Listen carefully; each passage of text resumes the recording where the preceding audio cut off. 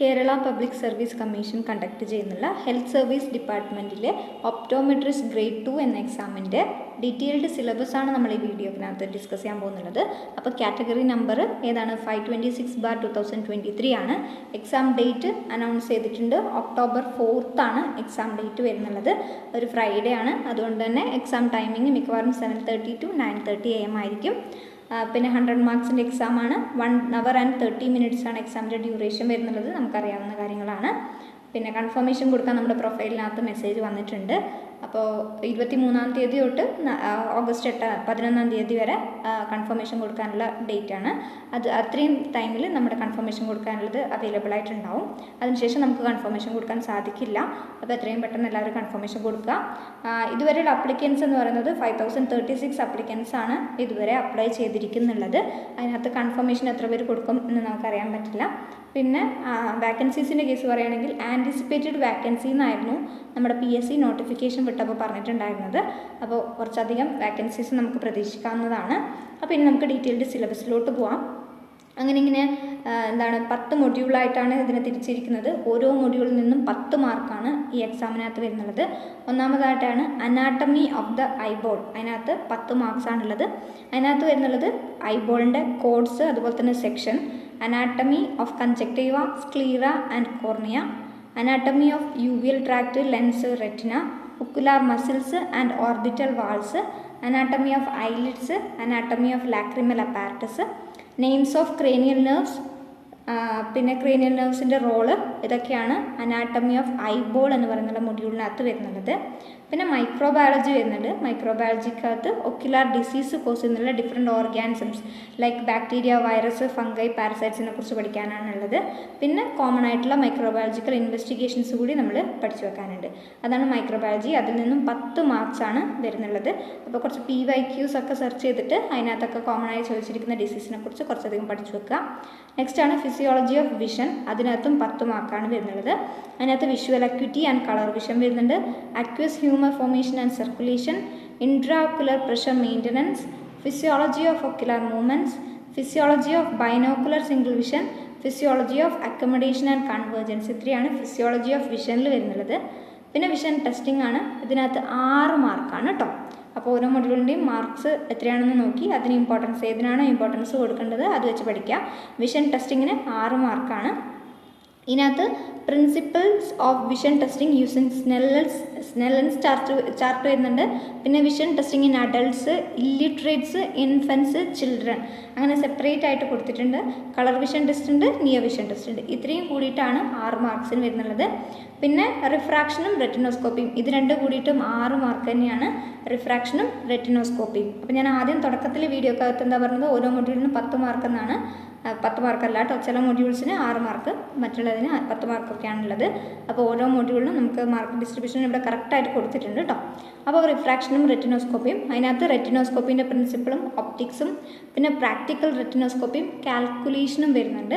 Difficulties in retinoscopy, cycloplegic refraction, most mydriatic test, prescription writing, streak retinoscopy, auto refractometer. ഇത്രയാണ് റെറ്റിനോസ്കോപ്പിനകത്ത് വരുന്നത്. പിന്നെ optical system of normal and abnormal eye, അതിനും 6 മാർക്ക് തന്നെയാണ്. അപ്പോൾ ഒപ്റ്റിക്സ് ഓഫ് നോർമൽ ഐ വരുന്നുണ്ട്, കോണ്ടാക്ട് ലെൻസ്, പിന്നെ accommodation and convergence, anomalies of accommodation and convergence. ഇത്രയാണ് മൊഡ്യൂൾ 6 വരുന്നുള്ളത്. അതിനും 6 മാർക്കാണ്. സ്പെക്ടക്കിൾസ് ആൻഡ് ഇൻട്രാഒക്കുലർ ലെൻസസ്, അതും 6 മാർക്കിൻ്റെ ഒരു മൊഡ്യൂളാണ്. ഇതിനകത്ത് IPD measurement, fitting, adjustment of spectacles, transposition ഒക്കെയാണ് വരുന്നുള്ളത്. പിന്നെ intraocular lens, intraocular power calculation, bifocals, multifocals and progressive glasses, high index phakic glasses. ഇത്രയാണ് സ്പെക്ടക്കിൾസ് ആൻഡ് ഇൻട്രാഒക്കുലർ ലെൻസസിനകത്ത് വരുന്നുള്ളത്. അതിനും 6 മാർക്കാണ്. പിന്നെയാണ് ഒഫ്താൽമിക് എക്യുപ്മെൻറ്റ്സും ഇൻസ്ട്രുമെൻസും, അതിനകത്ത് 6 മാർക്കാണ്. അപ്പോൾ ഡിഫറെൻറ്റ് ഇൻസ്ട്രുമെൻസും എക്യുപ്മെൻറ്റ്സും ആണ് ഇതിനകത്ത് വരുന്നുള്ളത്. ഫിസിക്സ് ഓഫ് ഒപ്റ്റിക്സ് വരുന്നുണ്ട്. അതിനകത്ത് ലോ ഓഫ് റിഫ്ലക്ഷനും റിഫ്രാക്ഷനും, പിന്നെ സിലിണ്ട്രിക്കൽ, അതുപോലെ തന്നെ സ്ഫെറിക്കൽ ലെൻസസ്, പ്രിസം. ഇതിനകത്ത് 7 മാർക്കാണ്. ഓക്കെ, ഫിസിക്സ് ഓഫ് ഒപ്റ്റിക്സിന് 7 മാർക്കാണ്. ഒക്യുലർ ഫാർമക്കോളജി വരുന്നുണ്ട്. ഫാർമക്കോളജിക്കകത്ത് common antibiotics, anti fungals, anti virals, ഇതൊക്കെയാണ് ഒഫ്താൽമോളജിയിൽ യൂസ് ചെയ്യുന്നുള്ള കോമൺ ആൻറ്റിബയോട്ടിക്സും ആൻറ്റി ഫംഗൽസും ആൻറ്റി വൈറൽസാണ്. ഇതൊക്കെ കോമൺ ആയിട്ട് വരുന്നുള്ള ചില നെയിംസ്, ചില ആൻറ്റിബയോട്ടിക്സിൻ്റെ നെയിം റിപ്പീറ്റ് അടിക്കുന്നുണ്ട്. അപ്പോൾ അതൊക്കെ ഒന്ന് പഠിച്ചു വെക്കുക. പിന്നെ anti glaucoma drugs, cycloplegic drugs, lubricating drugs, NSAIDs, steroids, ഇത്രയും 10 മാർക്കിനാണ് വരുന്നുള്ളത്. അപ്പോൾ നമ്മുടെ മൈക്രോബയോളജി അതുപോലെ തന്നെ ഫാർമക്കോളജി ഒക്കെ കമ്പൈൻ ചെയ്ത് പഠിക്കാവുന്നതാണ്. നെക്സ്റ്റ് ആണ് കോമൺ ഡിസീസ്. ഇത് നമുക്ക് കമ്പൈൻ ചെയ്ത് മൈക്രോബയോളജിനൊക്കെ കൂടെ പഠിക്കാവുന്നതാണ്. അപ്പോൾ 27 മാർക്സ്, നിയർ ടു 30 മാർക്സാണ് നമുക്ക് ഈ 3 മൊഡ്യൂളിൽ നിന്ന് കൂടി കിട്ടുന്നത്. അപ്പോൾ കോമൺ ഡിസീസ് സെപ്പറേറ്റ് ആയിട്ട് പറയുന്നുണ്ട്, 7 മാർക്കാണ്. Orbit, eyelid, lacrimal apparatus, conjunctiva, cornea, uveal tract, lens, optic nerve, retina, ഇതിനൊക്കെ കോമൺ ഡിസീസാണ് പഠിക്കാൻ പറഞ്ഞിരിക്കുന്നത്. പിന്നെ മറ്റൊരു ഇമ്പോർട്ടൻറ്റ് ടോപ്പിക്കായ ഗ്ലോക്കോമ, അതിൽ നിന്നും 7 മാർക്കാണ്. ഗ്ലോക്കോമേൻ്റെ early detection, types, intraocular pressure management, visual field charting, treatment, ഇത്രയാണ് ഗ്ലോക്കോമേൻ്റെ കേസിൽ പഠിക്കാനുള്ളത്. പിന്നെ ഉള്ളത് കമ്മ്യൂണിറ്റി ഒഫ്താൽമോളജിയാണ്. 9 മാർക്കാണ് കമ്മ്യൂണിറ്റി ഒഫ്താൽമോളജിക്കകത്തുള്ളത്. അതിനകത്ത് organisation of camps in rural areas, early detection of refractive errors and squint in school children, പിന്നെ eye banking and rehabilitation of blind ഉണ്ട്, ഓപ്പറേഷൻ തിയേറ്റർ സ്റ്റെറിലൈസേഷൻ വരുന്നുണ്ട്, basics of squint, ocular trauma, ഇത്രയും കാര്യങ്ങളാണ് നമ്മുടെ optometrist എക്സാമിൻ്റെ സിലബസിനകത്ത് include ചെയ്തിരിക്കുന്നത്. താഴെ എന്നിട്ടൊരു നോട്ട് കൂടി കൊടുത്തിട്ടുണ്ട്, എന്താണ് ഈ പറഞ്ഞിരിക്കുന്ന ഡീറ്റെയിൽഡ് സിലബസിൽ കൂടാണ്ടും നമുക്ക് എന്ത് വരാം, ക്വസ്റ്റ്യൻ പേപ്പറിനകത്ത് ക്വസ്റ്റ്യൻസ് വരാവുന്നതാണ്. പക്ഷെ കോമൺലി ഇതിന് പുറമേ വരാറില്ല. ഏതെന്നേ വരാറുള്ളൂ, ഈ സിലബസിനകത്ത് നിന്ന് മാത്രമേ വരാറുള്ളൂ. എങ്കിലും ഇതിന് പുറമേ നിന്നും നമുക്ക് പ്രതീക്ഷിക്കാം, അത്രയും മാത്രമാണ് അതിലൂടെ സൂചിപ്പിക്കുന്നുള്ളത്. അപ്പോൾ അത് കണ്ട് ടെൻഷനാവൊന്നും വേണ്ട. നമുക്കപ്പോൾ പഠിക്കാനുള്ളത് ഈ സിലബസാണ് നമ്മുടെ മുന്നിൽ. ഇന്ന് എത്രയാണ്, ഇന്ന് ജൂലൈ മാസമാണ് അല്ലേ, ഓഗസ്റ്റ് 1 കൂട്ടിക്കോളൂ. ഓഗസ്റ്റ് 1 തൊട്ട് സെപ്റ്റംബർ 1 വരെ ഒരു മാസം, സെപ്റ്റംബർ 1 തൊട്ട് ഒക്ടോബർ 1 വരെ ഒരു മാസം, അങ്ങനെ നമുക്ക് 2 മാസമാണ് നമ്മുടെ മുമ്പിലുള്ളത്. മൊത്തത്തിൽ കൂട്ടുകയാണെങ്കിൽ 60 ഡേയ്സ്. ഓക്കെ, അപ്പോൾ ഈ 60 ഡേയ്സിനുള്ളിൽ ആദ്യം നമ്മൾ ചെയ്യേണ്ടത് ഇതിൻ്റെയൊക്കെ നോട്ട്സ് കളക്ട് ചെയ്ത് വെക്കുക.